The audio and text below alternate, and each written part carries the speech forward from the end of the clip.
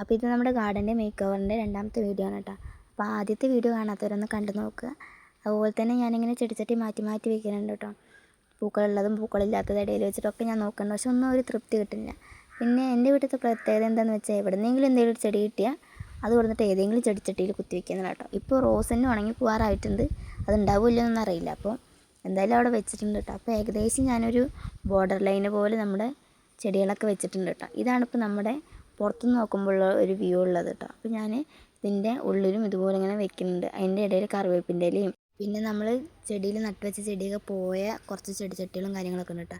അതൊക്കെ ഞാൻ അങ്ങോട്ടും ഇങ്ങോട്ടൊക്കെ മാറ്റിയിട്ട് ഇപ്പോൾ ഇതാണ് നമ്മുടെ ഗാർഡൻ്റെ മൊത്തത്തിലുള്ള ഒരു വ്യൂ ഉള്ളത് കേട്ടോ. അപ്പോൾ നമ്മളിങ്ങനെ സെറ്റ് ചെയ്ത് വെച്ചപ്പോൾ അതിൻ്റെ പുറകിൽ കുറച്ച് ഗ്യാപ്പ് ഉണ്ട്. അപ്പോൾ 2-3 ചെടി നട്ടത് പോയിട്ട് കുറച്ച് ഗ്യാപ്പ് ഉണ്ട്. അപ്പോൾ അതിങ്ങനെ മണ്ണ് മാത്രമായിട്ട് നന്നായിട്ട് അറിയാൻ പറ്റുന്നുണ്ട് കേട്ടോ. അപ്പോൾ അവിടെ എന്തെങ്കിലും നടണമല്ലോ എന്ന് വിചാരിച്ചിട്ട് ഞാൻ എന്ത് നടുകയെന്നുണ്ടെങ്കിൽ ഇരിക്കുമ്പോഴാണ് നമുക്ക് ഈ ചെടീൻ്റെ തന്നെ നടാമെന്ന് വിചാരിച്ചിട്ട് ഞാൻ വിചാരിക്കുന്നു കേട്ടോ. ഇത് മൊത്തത്തിലാണ് ഇപ്പോൾ നമ്മുടെ ഗാർഡൻ്റെ ലുക്കുള്ളത്. ഞാൻ ഏകദേശം ഒന്ന് വൃത്തിയാക്കിയിട്ട് ഇവിടെ ഒരു കുഴി പോലെ ഉണ്ട് കേട്ടോ. അവിടെ കുറച്ച് മണ്ണൊക്കെ ഇട്ട് സെറ്റാക്കുന്നുണ്ട്. അതുപോലെ തന്നെ ആ 2-3 ചെടിച്ചട്ടിയിൽ എന്തെങ്കിലും ചെടി നടണം. പിന്നെ ബാക്കിൽ കുറച്ച് ഫ്രീ ആയിട്ട് കിടക്കുന്ന സ്ഥലം ഒന്ന് സെറ്റാക്കണം എന്ന് വിചാരിക്കുന്നുണ്ട്. അപ്പോൾ ഞാൻ മണ്ണൊക്കെ ഇട്ട് റെഡിയാക്കിയിട്ടുണ്ട്.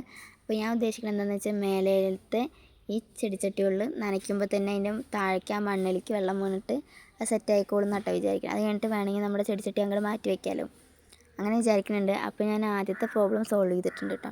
രണ്ടാമത് നമ്മൾ ആ ബാക്കിൽ കുറച്ച് സ്പേസ് ഇല്ല, അവിടെ കൊണ്ടുവയ്ക്കാൻ വിചാരിച്ചിട്ട് എന്താ ഇവനെയാണ് ഇട്ട് കൊടുക്കണം.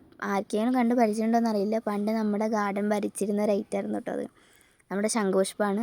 ആദ്യം നല്ലോണം പൂക്കളുണ്ടായിട്ട് നമ്മുടെ മെയിൻ ഒരു അട്രാക്ഷൻ പോലെ ഉണ്ടായിരുന്ന ഒരു ഐറ്റമാണ് ഈ സംഭവം. പക്ഷെ അത് നന്നായിട്ട് ഉണങ്ങി വെയിലൊക്കെ നല്ലോണം ബാധിച്ചിട്ടുണ്ട് കേട്ടോ. അപ്പോൾ ഞാൻ ഒരു പൈപ്പൊക്കെ വെച്ചിട്ട് ഞാൻ സെറ്റ് ചെയ്തിട്ടുണ്ടായിരുന്നു കേട്ടോ, വളർന്ന് പോകാൻ വേണ്ടിയിട്ട്. എന്തായാലും ഇപ്പോൾ ഉണങ്ങി പോകുന്നതുകൊണ്ട് ഞാൻ അവിടെ നിന്നൊക്കെ ആ ഞാൻ കെട്ടി വെച്ച കെട്ടൊക്കെ അഴിച്ച് വെച്ചിട്ട് ഞാൻ ജസ്റ്റ് ഇവിടെ കൊണ്ടുവന്ന് വെച്ചിട്ടുണ്ട് കേട്ടോ. അപ്പോൾ അതിൽ ഇനി മാടി നിൽക്കണോണ്ട് തന്നെ എനിക്കതിൽ പിടിക്കുമെന്ന് വലിയ ഉറപ്പില്ല. കാരണം ഞാൻ അവിടെ നിന്ന് വേറൊരു ചട്ടിയിൽ നിന്ന് പുഴക്കിയെടുത്തിട്ടാണ് ഈ ചട്ടിയിൽ കൊണ്ടുവന്ന് വെച്ചിരിക്കുന്നത് കേട്ടോ. അപ്പോൾ അതിന് കുറച്ച് വിത്തുണ്ടായിരുന്നു, അതും കൂടി ഞാൻ ആ ചെടിച്ചട്ടിയിൽ ഇട്ട് കൊടുക്കുന്നുണ്ട് കേട്ടോ. ഞാൻ ആദ്യമായിട്ടാണ് ശംഖുപുഷ്പത്തിൻ്റെ വിത്ത് കാണുക കേട്ടോ.